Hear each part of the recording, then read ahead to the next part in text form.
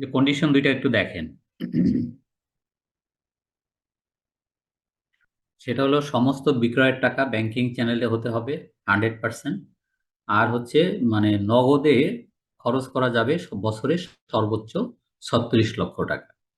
তাও মানে এক একটা ট্রানজেকশন 5 লাখ টাকার বেশি হতে পারবে না, ক্যাশ ট্রানজেকশন।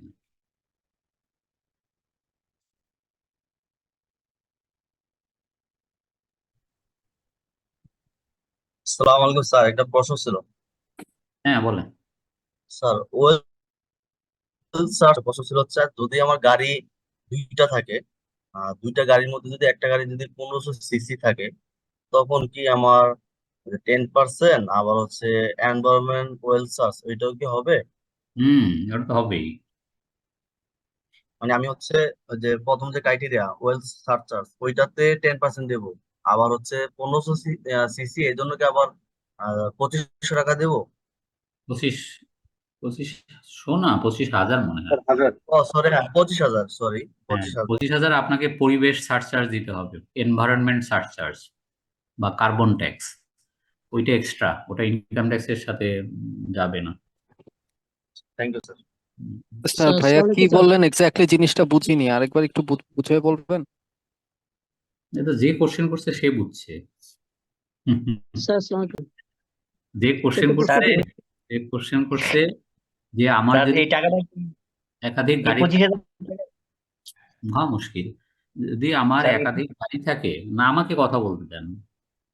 যদি আমার একাধিক গাড়ি থাকে, দুইটা গাড়ি আমার, এর পানিশমেন্ট কি? এর পানিশমেন্ট হলো দুইটা।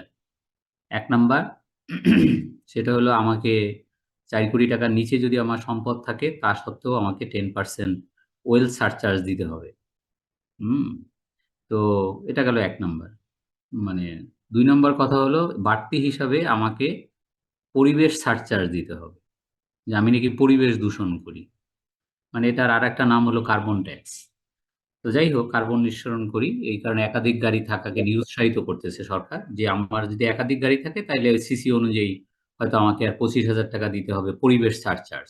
তবে পরিবেশ সারচার্জটা আপনার আয়করের সাথে সমন্বয় হবে না, এটা সম্পূর্ণ আপনার বাড়তি একটা খরচ।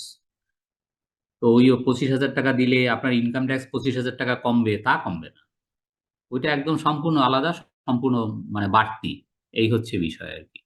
আচ্ছা, 10% যেটা দিব এটা কিসের উপরে দিব 10%টা? এত সময় পরে বলেন এই কথা? এতক্ষণ পড়ানোর পরে আপনি যে কোশ্চেন করছেন সেটা এই লেভেলের কোশ্চেন, বলেন? রাগ হয় কিভাবে? আপনি স্যার এতক্ষণ পড়ানোর পরে আপনি আমাকে কোশ্চেন করছেন, স্যার এই 10% অন হোয়াট? কিসের উপরে 10%? ইনি আমাদের অঙ্ক টঙ্ক করা সব সারা। স্যার সরি, আমার ওয়াইফাই কানেকশন ছিল না, তো আমি এইভাবে জয়েন করেছিলাম। এইটার নাম অনলাইন। রাগও হয় আবার, মানে কি বলবো আর। আমাদের এই ক্লাস হয়ে গেছে অলরেডি, মানে